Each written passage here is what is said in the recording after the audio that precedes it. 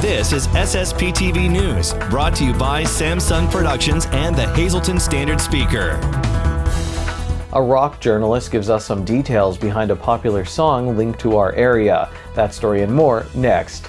Hello everyone, I'm Ken Kerr. I want to thank you for being with us today. Here's your local information. Some interesting local music history will be discussed this weekend in Hazleton. Lisa Sugart has the details in today's news feature. A well-known rock journalist from our area will be featured at the Hazleton Area Public Library this coming Saturday. He has written the book called Somebody Else's Dream, Dakota, the Boys, and Timothy. I'm talking about Max Furyk, and he joins me right now. Max, this is a very interesting book that you've written, one of many that you've written. And so please tell us about Saturday's big event, and I guess, first of all, about this book and what it signifies. Yeah, thanks, Lisa. Thanks for having me on your program. This Saturday at noon, we're having a program at the Hazleton Area Public Library, and we're going to talk about the 50-year anniversary of the song Timothy.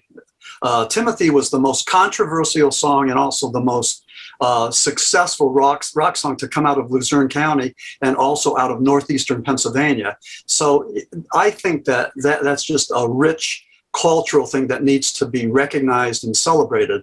The song was banned because of content, and for people who heard the song, it was about cannibalism in a mine shaft. Rupert Holmes, the playwright, he went on to become the Pina Colada Man.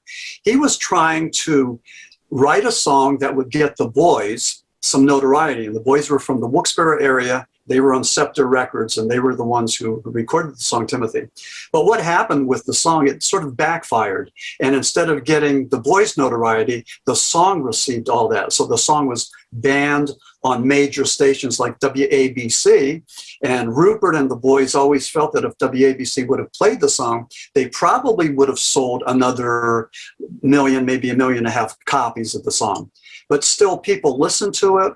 And the other thing, too, and I think people around here may know about this, but a lot of people thought that the song Timothy from '71 was connected to the 1963 Shepton mine disaster. In both cases, there were 3 people that were entombed. In Shepton, they were entombed for 2 weeks. Only 3 people, only 2 came out. There were allegations of cannibalism back then as there are today. I mean, unsubstantiated, but the song Timothy seemed to parallel that.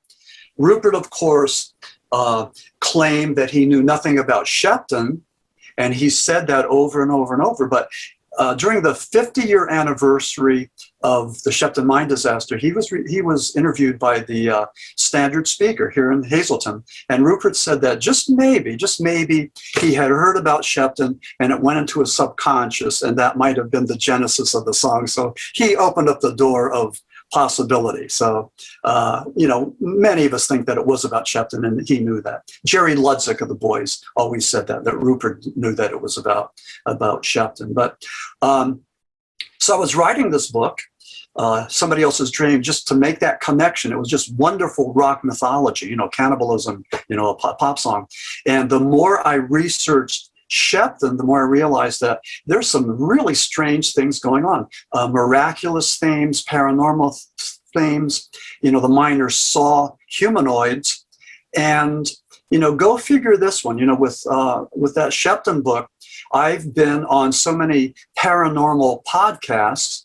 I've been invited to paranormal conferences, and all about Shepton. So I've been able to go and sort of promote our legacy, our coal region paranormal legacy. So I never expected that to happen. I'm a rock journalist, but with the Shepton book, just a whole lot of doors into the paranormal realm opened up for me. And it's been pretty exciting. I've met a lot of really fascinating people, Wow, that's amazing. It's a very interesting story. You're going to be telling everybody all about it this Saturday at the Hazleton Area Public Library. It's from noon until 2. It's free, but they register so that the library knows how many are coming. They can call the library. Can they go to your website as well for more information? Absolutely. It's www.maximfuhrig.com. And just one last thing I'd like to say, the boys got together on May 14th in Wilkes-Barre, the final reunion tour. And but the warm-up act was Fuzzy Park. And the drummer and lead singer was Hazleton's own Mariel Jordan. And that guy is phenomenal. He's legendary. And I'm so glad I saw him. He's just dynamic and great vocalist and drummer. And, I can't say enough about Mariel Jordan. I'm sure a lot of your listeners know of him. I said I know too. Richie Molinaro and Silk. That name very well known in the area, and Mario Jordan, very well known name in our area as well. So yes, a lot of our viewers will know who he is. Max, thanks so much for talking with us. We have to talk with you again soon because you're a wealth of information. Lisa, thanks so much. I appreciate this, and thanks for all you do. Our pleasure.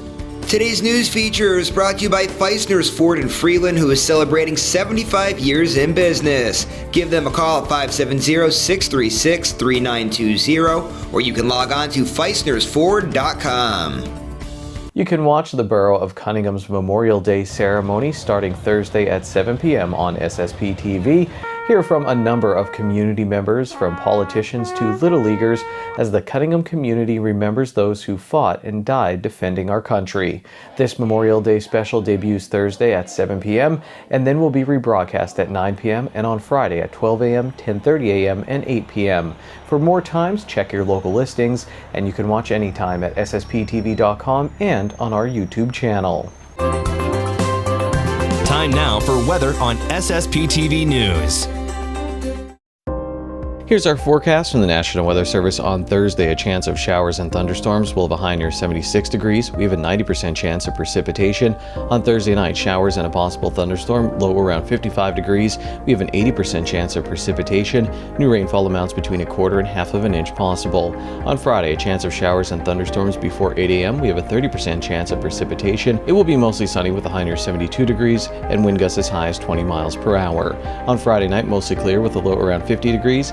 Saturday, sunny with a high near 71 degrees. Saturday night, mostly clear with a low around 48 degrees. Sunday, mostly sunny with a high near 71 degrees. And Sunday night, partly cloudy with a low around 53 degrees.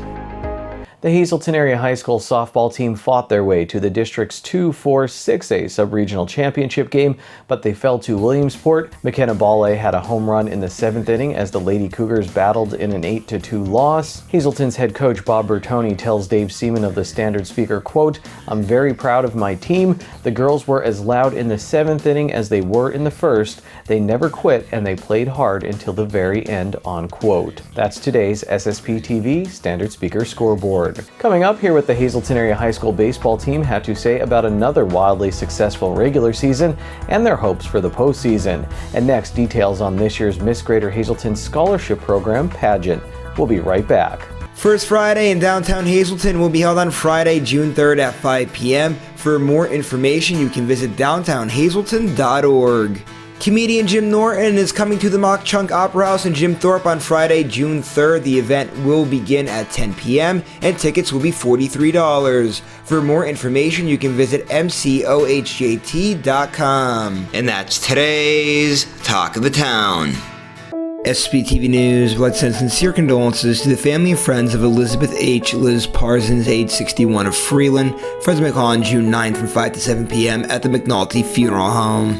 Tonight's obituaries are being brought to you in part by Harmon Funeral Homes and Crematory, with 2 locations in Rockland and in Drums, 570-384-3312 or 570-788-0977, and go to harmonfuneral.com.